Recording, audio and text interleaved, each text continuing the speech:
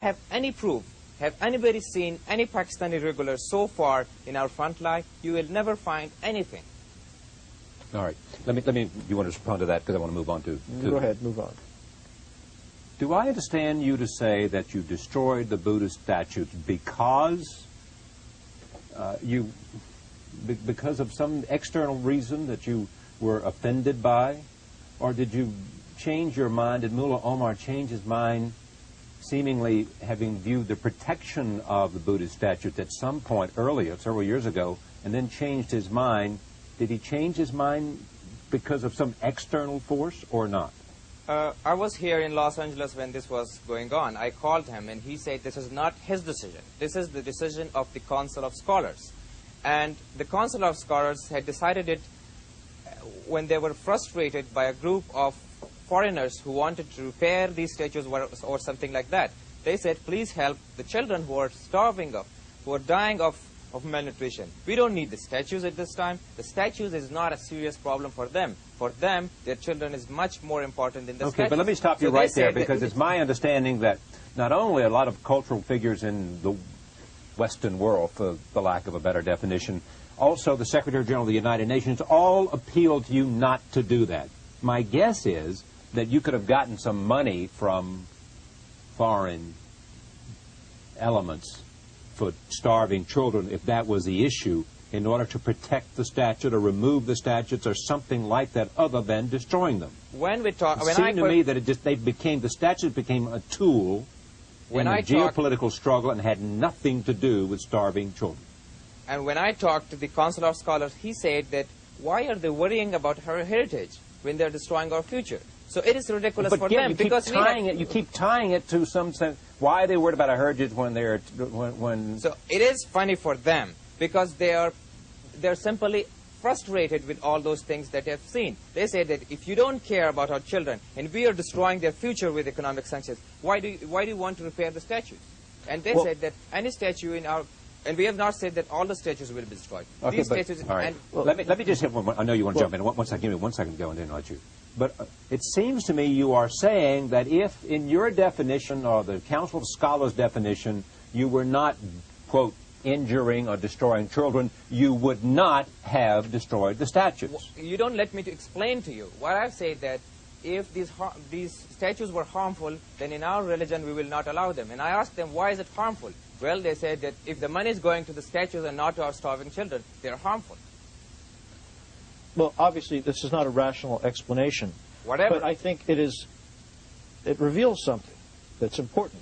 And that's what I want to come back to, which is that, of course, there's an Islamic principle against graven images. But in Muslim countries all over the world, they preserve their cultural heritage, nonetheless. Therefore, we shouldn't understand Taliban just as some kind of extremist religious ideology. It is a reaction to this very extreme situation. Now, it's totally irrational and criminal, in my view, to destroy statues because people are letting children die. And it's also true that the Taliban could have done a lot for those starving children, such as moving those families into the garrison in Herat, instead of leaving them out in the open where they died. But it's also true that the United Nations has issued an appeal, humanitarian appeal, for $254 million for Afghanistan this year. And so far, the nations of the world have subscribed to 8% of that appeal. 8%. 8%.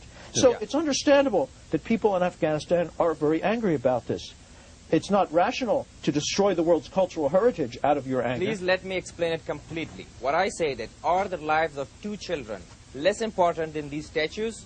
How can you justify starving people when Afghanistan was your playground, you fought their war, and all of the problems in Afghanistan are the reflections of the world's policies, not our creation. So if you don't like the image in the mirror, please don't break the mirror. Break your face. So in Afghanistan, we have said it again and again, that the problems are not our creations. So how can you, I will give you an example. If you ask a pilot to go and blow a place, he will do it. But if you ask the same pilot to go and slaughter those people, he will not. You don't see that what you're doing. You are starving children, and they are dying every day. All you see is the 2 statues, which is not a serious problem for us. For us, our children are much important than this. And there are many things that you just pollute. What about the water in the world? You're polluting the water in the world, and that causes droughts in our countries. You're polluting the air. What about that? You're destroying those old forests, thousands of years. What about that? Why aren't they getting so much media as these two statues? Look, whether or not they're right. It's not only foreigners who care about these statues. I know many Afghan people who are absolutely heartbroken, and among them are people who were defending the Taliban, who are stopped defending the Taliban now because they thought the Taliban would restore some kind of national unity, and now they feel the Taliban are acting against the national heritage of Afghanistan.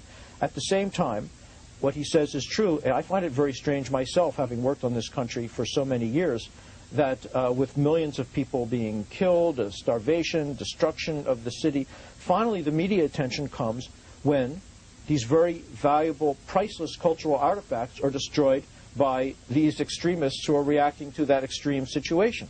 It's wrong to say that all the problems of Afghanistan are the result of the actions of non-Afghans. They're the result of collaboration between Afghans and non-Afghans, and both the Afghans and the others are responsible. And the Taliban, claiming to be the government of the country, cannot avoid their responsibility for the welfare of the people, even though their resources are few. And they owe it to those people to try to meet the international community's concerns so that they can help those people more. And the fact that they destroyed those statues will, unfortunately, make it even more difficult to help those people. So you see, we are now caught in a kind of escalation of the two sides. And somehow we have to find a way to rebuild the country and help those people that he is talking about. And we waited for 2 weeks. Mullah Omar delayed these orders of scholars for 2 weeks in order to get some sort of counter edicts from other Islamic countries to resolve this problem. And nobody came there. Well, there were counter edicts from other Islamic countries. When they came there, and there's no excuse for those actions.